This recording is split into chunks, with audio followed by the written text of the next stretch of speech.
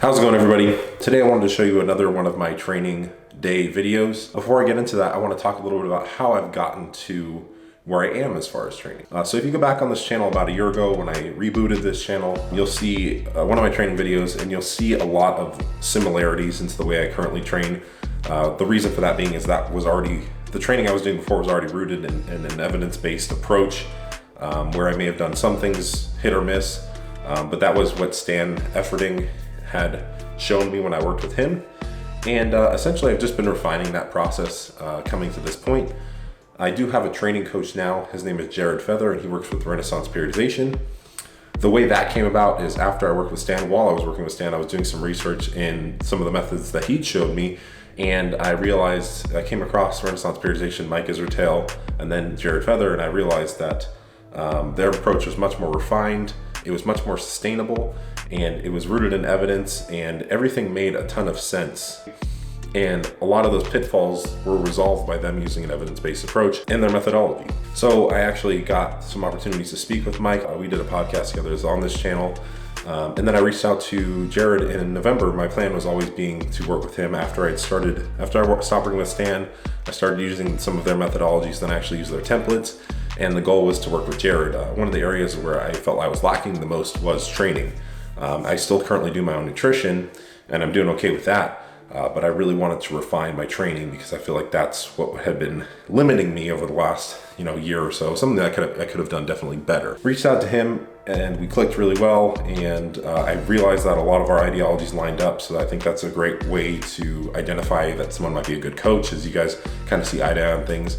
If you're starting off a coach-client relationship with someone and you guys don't see eye to eye, that's probably not a good start. Usually that doesn't end well from my experience. This is gonna be the training that he has programmed for me. I'm gonna do my best to explain it. He is the mastermind behind the whole thing, so I wanna give credit to him, and I'm still learning their methodology, and that's partially the reason for me working with him, is because I want to fully understand why they do what they do. So anyway, let's get into the training.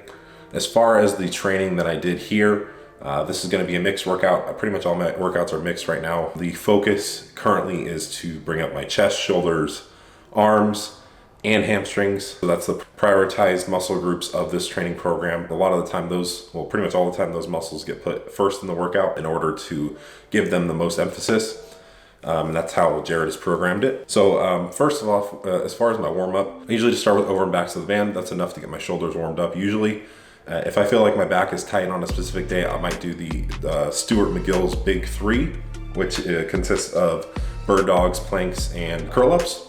And that'll be enough to get my core turned on, get the blood out of my back, get everything moving. But otherwise, my warm-ups aren't super extensive. I usually just warm up using a lighter weight version of the exercise I'm going to be doing, and just doing lots of warm-up sets building up to that. Essentially how all of my warm-ups work is I'll start with a higher rep, low weight set. So I may do 25% of my 1RM for 10 reps or 8 reps.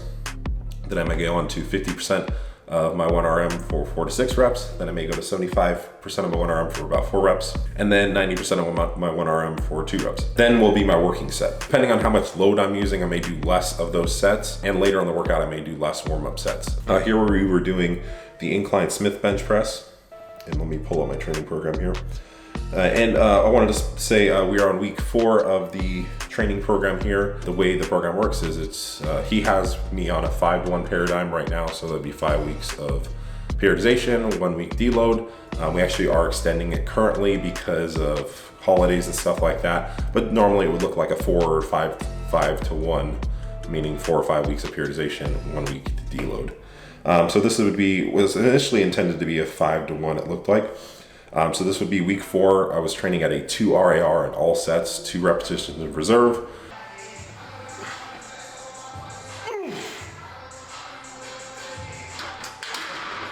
As far as that goes, I was doing 205 on the Smith bench here. And the goal for this week on this specific exercise was to increase reps across all sets. So Jared will have me either increase reps, increase sets and volume, or increase weight. So that's the way we periodize each week. So everything is tracked in a spreadsheet. And the goal here was to increase 1 rep on each set. So that's what I did. And I was able to hit that just fine at a 2 RAR, 2 repetitions in reserve. The second part of this exercise, we did a back off. He's having me do a back off here. back off set. So it was initially intended to be 90% of the load I used for my first 4 sets, so the working sets. And the goal here was to increase 5 pounds. So we went from 185 to 190. When we increase load, we keep the reps the same across the sets. So I am rep matching, load increasing. So last week you did 185 for 13 reps and 10 reps. This week you did 190 for 13 reps and 10 reps.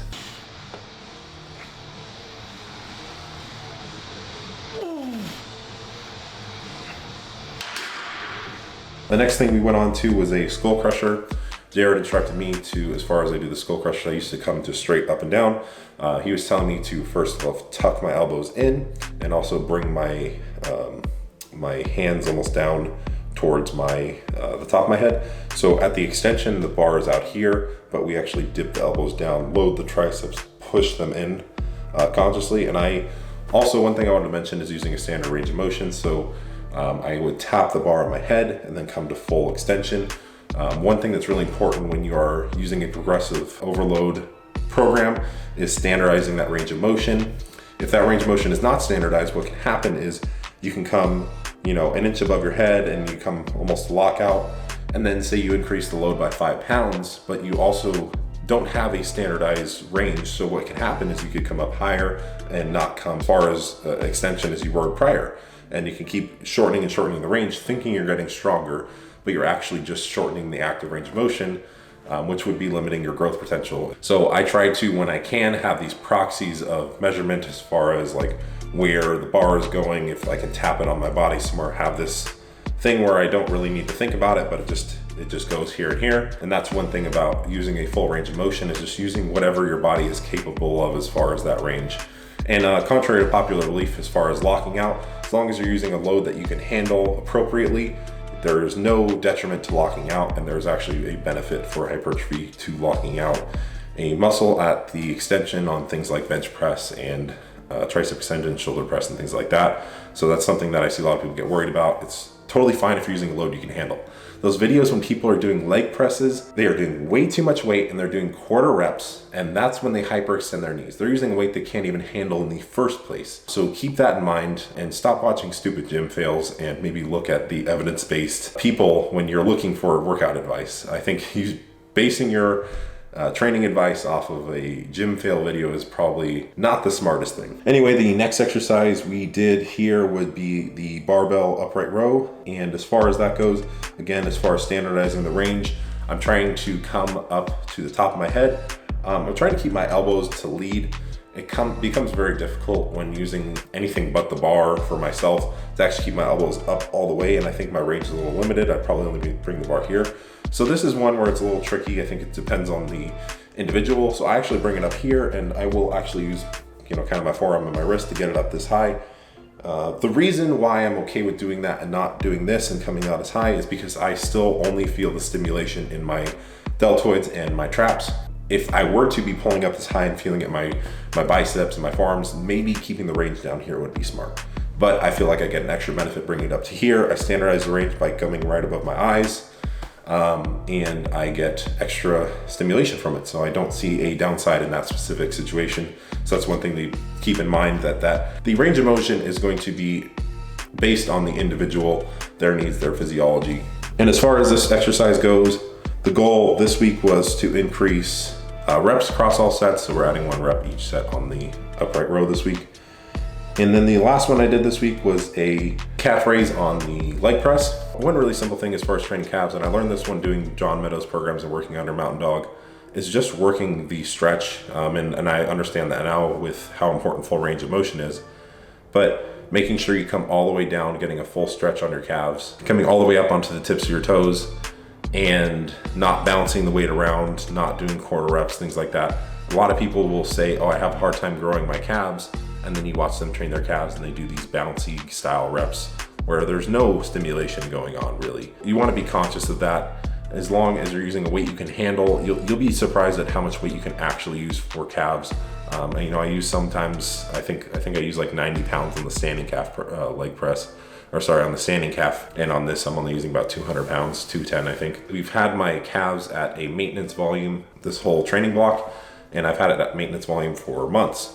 and my calves have still grown because I've been training them with a full range of motion in a progressive manner and making those progressions across weeks, and they've been growing just fine. So I think if you're having trouble growing your calves, maybe look at that first. Am I training my calves in a progressive manner? Am I using a full standardized range of motion? If they don't grow that and they're really a priority to you, you may end up wanting to do some sort of prioritization where you lower the volume for another muscle group and you increase the volume for your calves and allocate more volume to them, and that may allow them to grow more. Anywhere between that 5 to 20 sets per week would allow them to get adequate stimulation. And that's pretty much a wrap as far as this workout goes. That would be what a standard workout is looking like for me currently. Hope that you find this video helpful. Hopefully I will be able to get Jared on the podcast soon, and we'll talk a little bit about some of these things, but for more information on the actual specific methodology, Renaissance Periodization is a great place to go. You can also look at the podcast I did with Dr. Mike Israetel, where we talked about a lot of these methodologies. This has been a very effective training style for me, and I'm gonna roll with it